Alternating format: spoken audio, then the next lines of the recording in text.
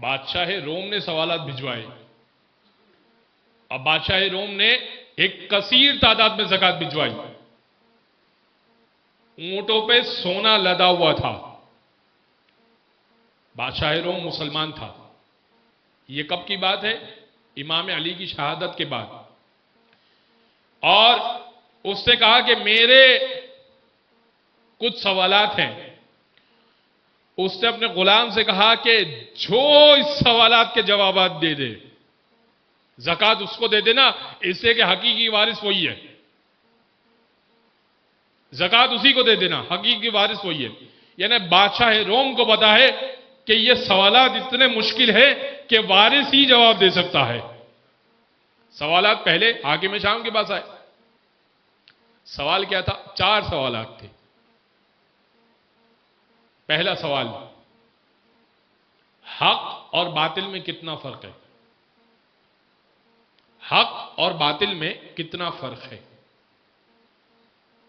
کیسے بتائیں کتنا فرق ہے؟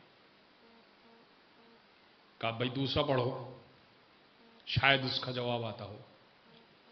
کہا آسمان سے زمین تک یا زمین سے آسمان تک فاصلہ کتنا ہے؟ یہ بھی نہیں معلوم. کہا مشرق سے مغرب تک فاصلہ کتنا ہے؟ یہ بھی نہیں معلوم. کہا وہ کون سی چیز ہے جو ایک دوسرے پر بھاری ہے؟ وہ کون سی چیز ہے جو ایک دوسرے پر بھاری ہے؟ یہ بھی نہیں معلوم. عجیب سے سوال آتے ہیں. تو امام حسن کو بلوایا. امام نے کہا حق اور باطل میں 4 انگلیوں کا فاصلہ ہے. کہا کیسے؟ کہا 4 انگلیاں امام نے یہاں رکھی. کہا جو یہاں سے دیکھا نا یہ حق ہے، جو یہاں سے سنا یہ باطل ہو سکتا ہے. جو آنکھ سے دیکھا وہ حق ہے، جو کان سے سنا وہ باطل ہو سکتا ہے. ممکن ہے کہ باطل ہو. حق اور باطل میں 4 انگلیوں کا فاصلہ ہے. کہ زمین سے آسمان تک فاصلہ کتنا؟ امام نے فرمایا مظلوم کی ایک آہ کے برابر فاصلہ ہے. جتنا مظلوم کی آہ فاصلہ لیتی ہے بس اتنا ہی فاصلہ. مشرق سے مغرب کتنا فاصلہ؟ امام نے کہا 1 دن کا، اس لیے کہ سورج 1 دن میں یہ فاصلہ طے کرتا ہے. بہت آسان سا سامنے کی بات. کہ وہ کون سی چیز ہے جو ایک دوسرے پر بھاری ہے؟ امام نے کہا کہ وہ 10 چیزیں ہیں جو ایک دوسرے پر بھاری ہے. سب سے بھاری پتھر،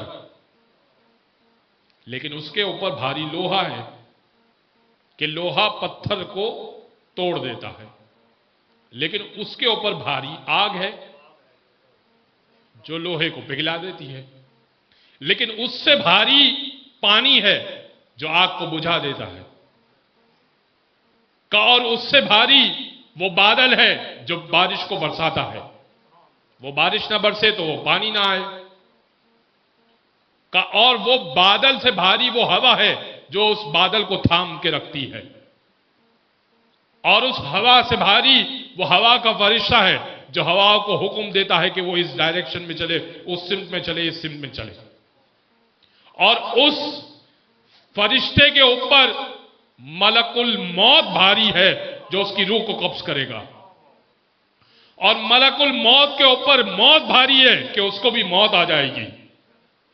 اور موت کے اوپر امر خداوندی بھاری ہے کہ موت کو بھی ایک دن موت آ جائے گی حکم خداوندی سے. کہ یہ 10 چیزیں ہیں جو ایک دوسرے پہ بھاری ہیں.